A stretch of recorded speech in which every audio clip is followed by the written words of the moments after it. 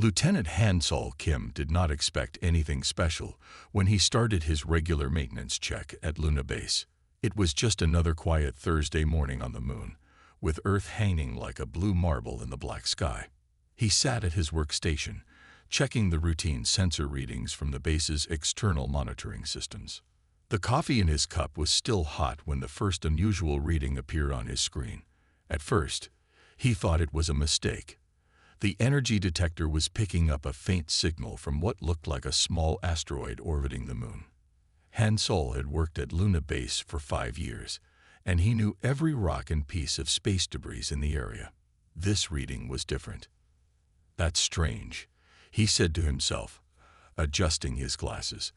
He typed in commands to get a better look at the object. The computer showed him a gray, rocky mass about 3 kilometers long. It looked like any other asteroid, but the energy signature coming from it was definitely not natural. Hansol called his supervisor. "Sir, I think you should see this." He sent the readings to the main control room.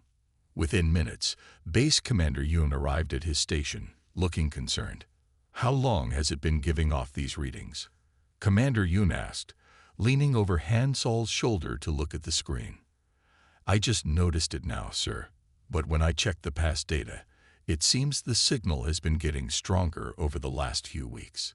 It's like something is slowly waking up." The commander nodded slowly. "Run a full scan. I want to know everything about that rock." Hansol started the detailed scanning process. As the computers worked, more unusual details emerged. The asteroid's surface wasn't random like a natural rock. It had patterns, straight lines, and perfect curves that nature couldn't make. Parts of its surface reflected light in ways that rock shouldn't. "Sir," Hansol called out, his voice shaking slightly, "I don't think this is an asteroid. Look at these patterns. They're too regular, too perfect. I think this might be artificial." The control room went quiet. Everyone stopped what they were doing and gathered around Hansol's screen. The scans were now showing clear evidence of constructed elements hidden beneath the rocky surface. There were hollow spaces inside, arranged in ways that suggested corridors and chambers. Commander Yoon immediately called Earth Space Command. Within hours, special teams were preparing to launch from Earth. Scientists, engineers, and security experts would arrive at Luna Base within days. That night, after his shift ended, Hansol stood at the observation window of Luna Base, looking out at the spot where the mysterious object orbited. He couldn't see it without telescopes, but knowing it was there made his heart beat faster. In all of human history, no one had found clear evidence of alien construction this close to Earth. Yet there it was, hiding in plain sight, probably for thousands of years. His discovery would soon make headlines across Earth. Ancient alien structure found near moon. But right now, in the quiet of the observation room, Hansol felt something bigger than excitement or pride. He felt like humanity had just taken its first step into a much larger universe. The next few days were busy with preparation. More detailed scans revealed that the structure was much more than just a building in space. Its size and shape suggested it might be a ship of some kind. The energy readings continued to grow stronger, but still, no one could explain what was causing them. As Hansol helped prepare for the arrival of the research teams, he couldn't shake the feeling that this was just the beginning. Something big was about to happen, something that would change everything. He didn't know it yet, but his routine maintenance check had just opened the door to humanity's greatest adventure. Dr. Jae-yun Park arrived at Luna Base 3 days after Hansol's discovery. She had studied alien artifacts for 20 years, but nothing had prepared her for what she was about to see. As she looked through the base's main telescope at the object, her hands trembled with excitement. "The surface patterns are unlike anything in our records," she told Commander Yoon during their first meeting. "This isn't just a random alien structure. This was made by the predecessors." The room fell silent. Everyone knew about the predecessors from history lessons. They were the mysterious civilization that had left traces across the galaxy, but no one had ever found one of their ships intact. Jae-yun's team worked quickly to set up their equipment. They brought special scanners that could look deep into the structure's interior. Hansol stayed with them, helping to coordinate between the science team and Luna Base's systems. "Look at this," Jai-Yun said, pointing to her screen. The new scans showed huge rooms inside the structure. "This isn't just a ship. It's a warship, and it's perfectly preserved. The outer layer protected it from space damage for thousands of years." The team discovered that the ship was exactly 200,000 years old. They could tell this from the special metal used to build it. This metal changed in specific ways over time, like rings in a tree trunk. As they studied the ship more closely, they found something even more exciting. The energy readings that Hansol had first noticed were coming from the ship's power core. Somehow, after all these years, it was still working. "It's impossible," said Dr. Minho, one of Jai-Yun's colleagues. "No power source should last this long. The predecessors must have had technology far beyond our understanding." Jai-Yun spent long hours studying the markings on the ship's hull. They weren't just decorations. They were a language. She began to translate them, piece by piece. "These markings tell a story," she explained to Commander Yoon.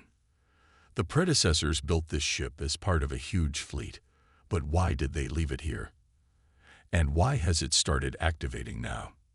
The team set up a small research station near the ship. They used special space pods to get close to it. Each day brought new discoveries. They found doors that hadn't been opened in 200,000 years. They saw windows made of a material stronger than any metal on Earth. The ship's hull had no rust, no damage, not even a scratch. One evening, as Jai-Yun was reviewing the day's findings, Hansol brought her some coffee. "Dr. Park," he said, "I've been thinking. The energy readings started getting stronger recently. Could the ship be waiting for something, or someone?" Jai-Yun looked up from her work. Hansol had just asked the question that had been bothering her too. "I think you might be right," she said. "In all the predecessor sites we found, there were always signs that they planned to return. But maybe they weren't planning to return themselves. Maybe they were waiting for someone else." As if responding to her words, the ship's energy readings suddenly spiked. New markings began to glow on its surface, giving off a soft blue light. The team watched in amazement as the ancient vessel slowly began to wake up. Jai-Yun knew they were about to make the greatest discovery in human history, but she also felt a hint of worry. The predecessors were the most advanced civilization ever known. If they left this ship here, right next to Earth, they must have had a very important reason. The real question was, what would happen when they finally managed to get inside? Captain Taiwan Lee stepped out of the transport ship onto Luna Base with quiet confidence. Earth Space Command had chosen him from thousands of pilots because of his special talent. He could understand and fly any spacecraft after spending just a few hours with it. "Welcome to Luna Base, Captain," Dr. Jai-Yun Park greeted him. "We've been waiting for you." Taiwan looked through the base's window at the ancient ship floating in space. Even from this distance, he could tell it was different from any ship he had ever seen. Its shape was smooth and perfect, like a leaf floating in space. "When can I see it up close?" he asked. "Right now," Jai-Yun replied. "We've set up a safe route to the ship. But first, you need to know something important." She showed him to the research room, where Hansol was working with the scanning equipment. On the screens, strange patterns flashed and changed. "These are the ship's security scans," Hansol explained. "Every time someone goes near the ship, it scans their brain patterns. We've had scientists from 50 different countries try to approach it. But look what happens when we compare their brain scans to this pattern." The screen showed two images side by side. One was a complex pattern that the ship was searching for. The other showed the brain patterns of everyone who had tried to access the ship. None of them matched. "Now watch this," Jai-Yun said. She pressed a button, and a new scan appeared, Taiwan's brain pattern. It matched the ship's pattern almost perfectly. "How is this possible?" Taiwan asked. We think the predecessors designed this ship to work only with specific brain patterns, Jai-yun explained. And for some reason, your brain, and possibly all human brains, matches what they were looking for. 2 hours later, Taiwan put on his spacesuit and traveled to the ship with Jai-yun and Hansel. As they got closer, the ship's surface began to glow with soft blue light, just like it had done before. But this time, something was different. New markings appeared on the hull, forming what looked like a door outline. The ship was responding to Taiwan's presence. "It's never done this before," Hansel said excitedly through the radio. "It's recognizing you." Taiwan moved closer to the glowing markings. He could feel something, a kind of connection with the ship. It was as if the vessel was reaching out to his mind, trying to communicate. Inside his helmet, special sensors recorded his brain activity. Back at Luna Base, scientists watched in amazement as Taiwan's neural patterns synchronized with the ship's systems. "The ship isn't just scanning you," Jai-yun's voice came through the radio. "It's attempting to connect with you. This must be how the predecessors controlled their vessels, through direct mental links with their pilots." Taiwan placed his hand on the glowing section of the hull. There was a soft humming sound, and the metal beneath his fingers grew warm. The door pattern began to change, lines of light spreading out from where he touched. "It's accepting him as its pilot," Hansel said in awe. "After 200,000 years, it's finally found what it was waiting for." The ship's systems were waking up more fully now. Inside, lights began to turn on, and ancient machinery hummed to life. Taiwan could somehow sense it all, as if the ship was becoming an extension of his own body. "I can feel it," he told the others. "It's like it's been sleeping all this time, waiting for the right person to wake it up. And now." He paused as a new sensation filled his mind. The ship wasn't just accepting him, it was sharing information with him. Images and ideas began to flow into his thoughts. "There's something else," he said quietly. "Something important. The predecessors left this ship here for a reason. They were waiting for us.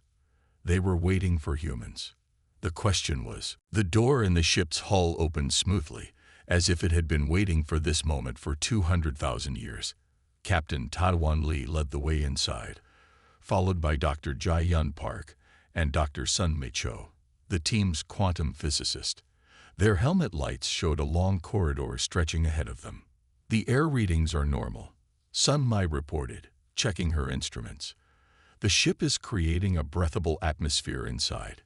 It's like it's preparing itself for us." They kept their helmets on as they walked deeper into the ship. The walls were covered with the same flowing patterns they had seen outside. As they passed, lights began to turn on, responding to their presence. "Look at this," Jai-yun said, pointing to a section of the wall. "These markings are different. They're not just decoration. They're instructions." Taiwan stepped closer to the wall. In his mind, he could somehow understand what the markings meant. "This is a map," he said. "It's showing us the way to the control room." They followed the map through the ship's corridors. Each step brought more systems to life. The ship hummed around them, like a giant machine waking up from a long sleep.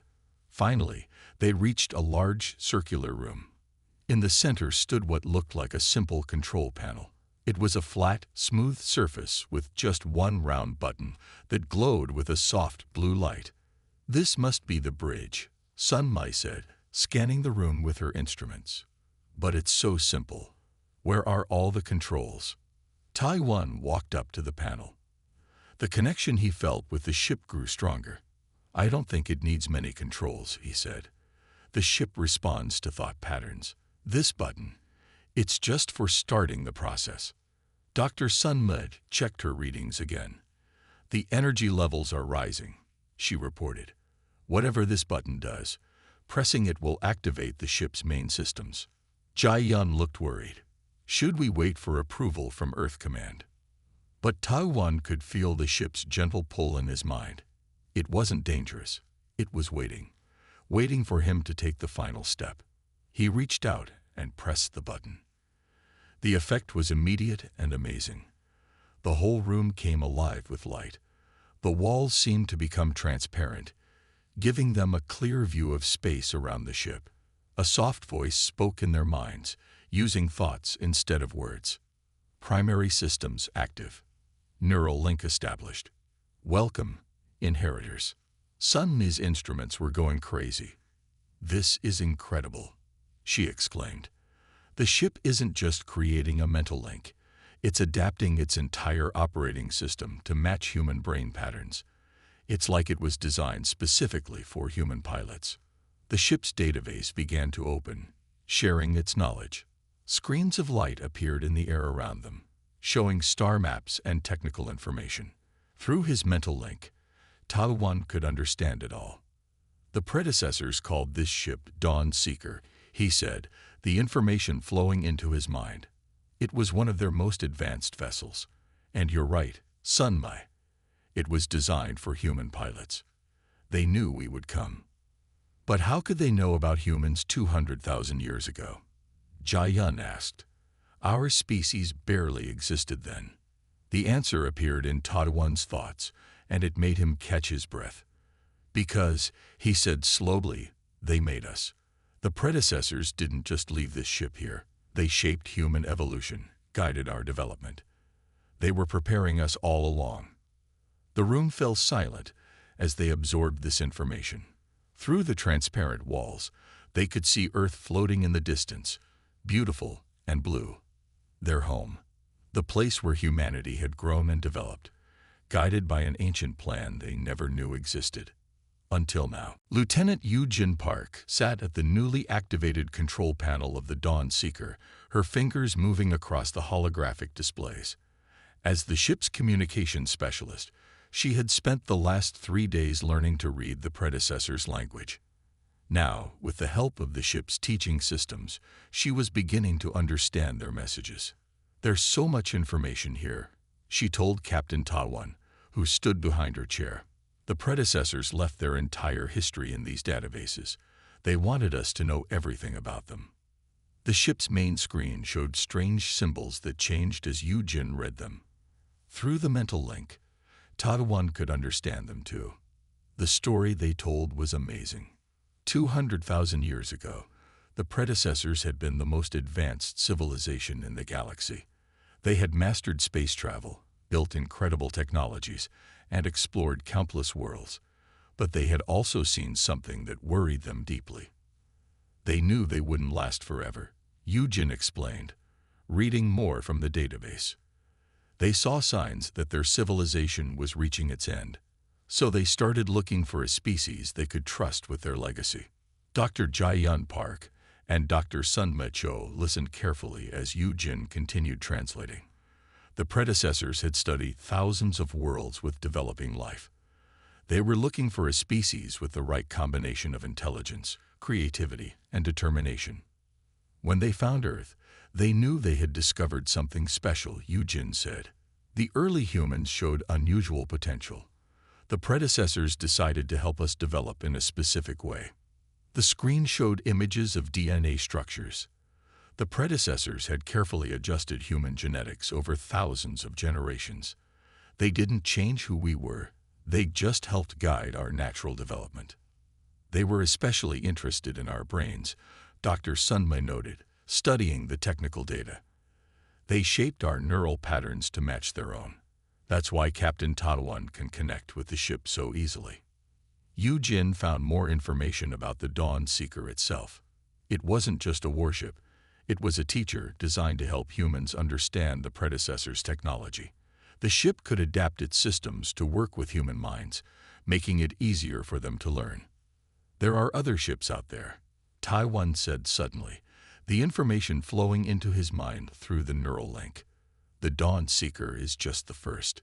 There's a whole fleet hidden throughout the solar system, waiting for human pilots to find them. The team sat in silence for a moment, thinking about what this meant. Humanity had not developed alone. The predecessors had watched over them, guided them, prepared them for this moment. But why? Jayun asked.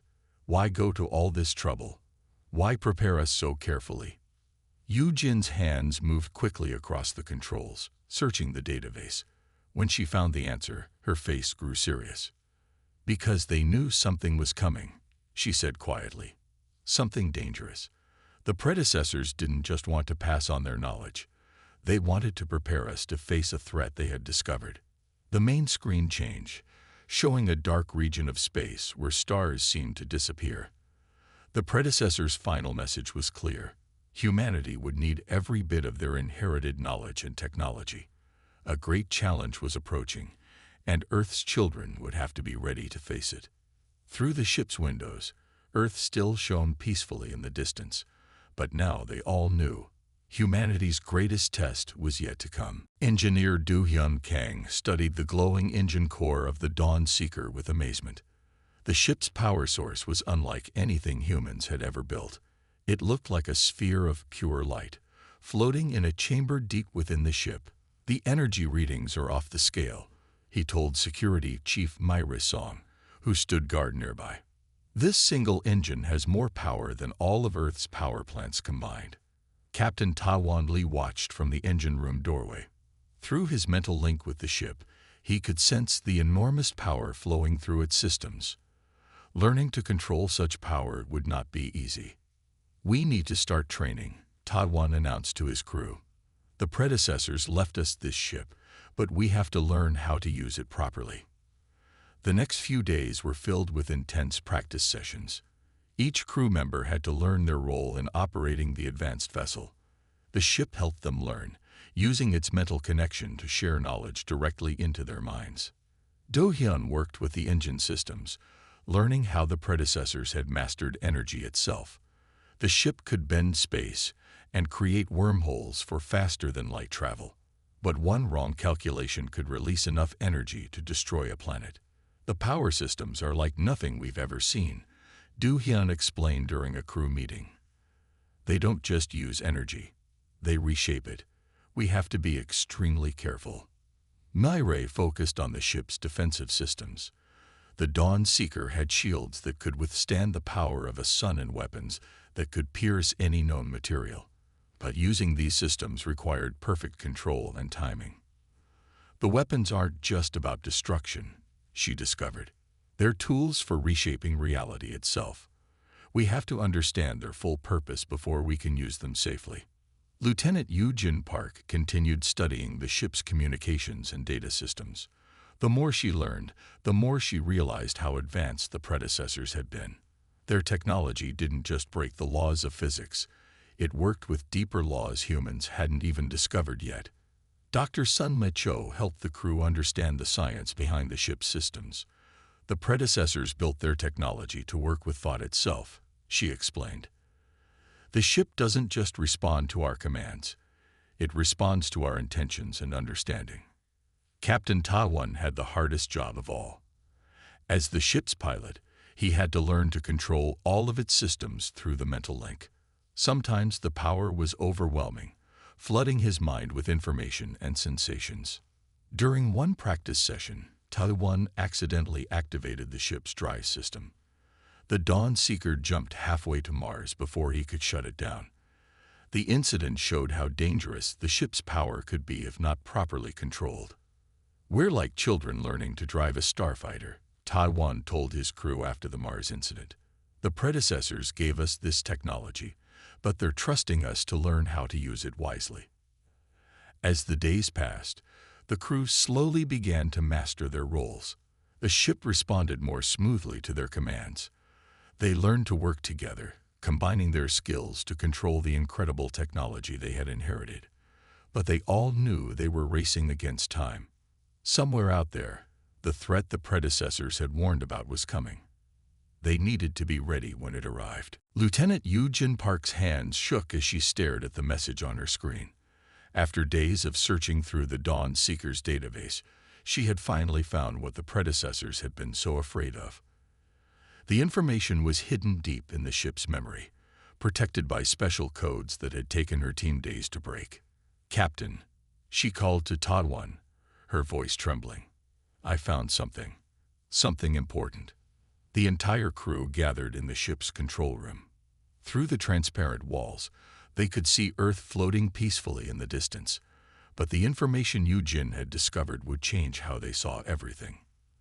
They're called the Void Hunters, Yujin explained, bringing up images on the main screen. They're not like any life form we know. They live in the spaces between stars, and they hate all advanced civilizations. The screen showed strange, dark shapes that seemed to bend light around them.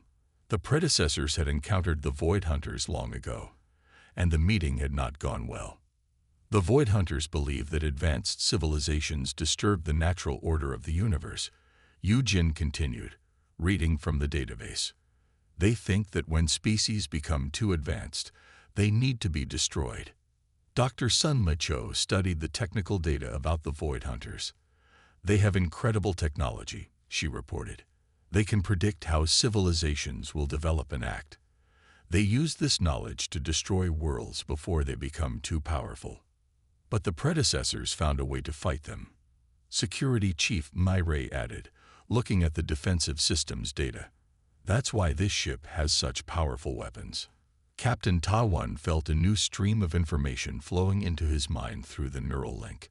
The ship was showing him memories of ancient battles between the predecessors and the Void Hunters.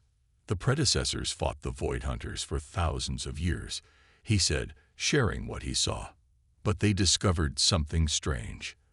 The Void Hunters couldn't predict what the predecessors would do. Something about their minds was different. Engineer Du Hyun looked up from his station. That's why they chose humans, isn't it? They shaped our minds to be like theirs. Yujin nodded, bringing up more data. Human thought patterns are special. We think in ways that the Void Hunters can't understand or predict. That's why the predecessors guided our evolution. They were creating warriors who could fight their ancient enemy.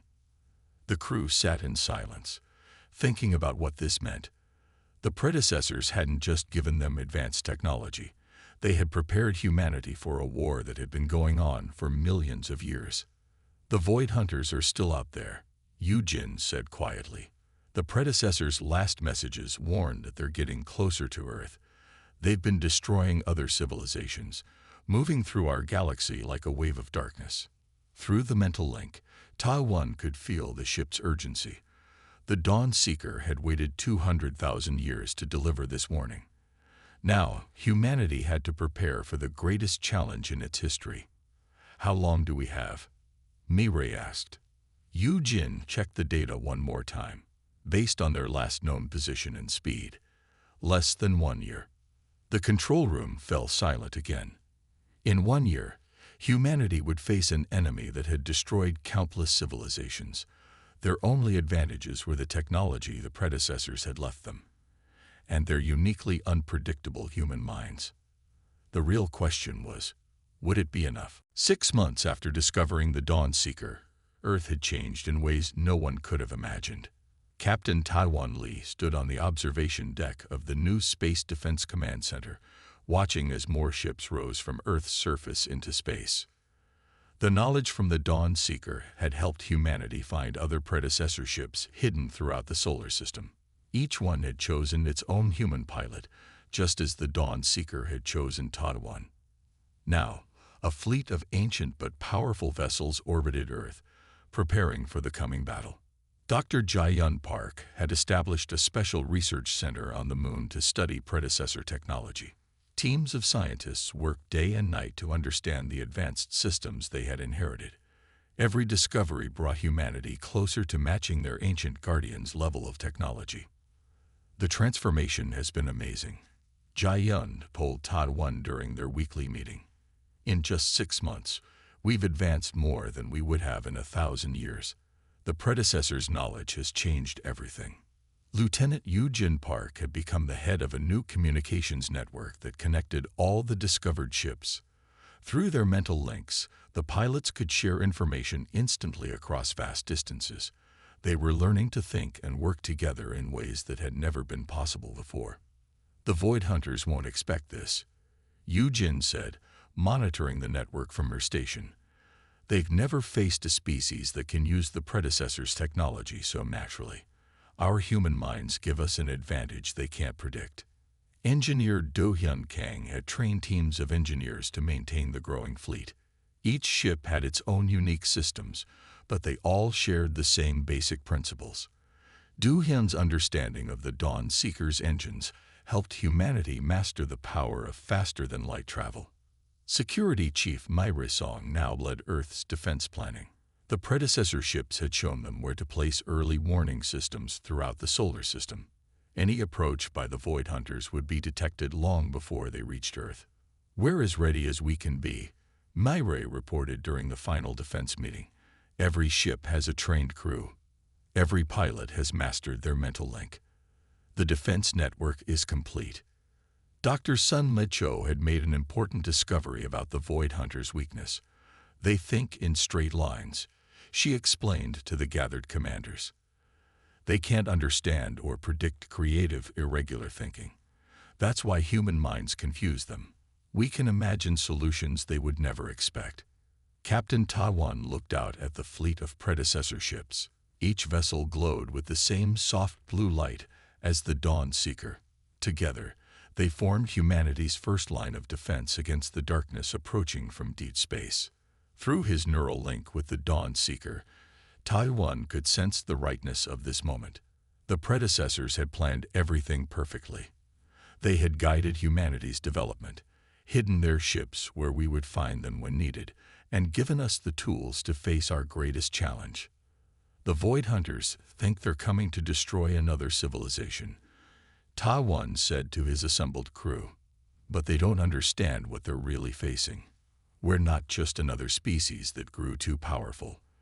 We're the children of the predecessors, the inheritors of their legacy. And we're ready. As if in response to his words, the fleet of ancient ships pulsed with light. Humanity had taken its first steps into a larger universe. Whatever came next, they would face it together, using the unique combination of human creativity and predecessor technology that made them special. The dawn of humanity's greatest adventure had begun.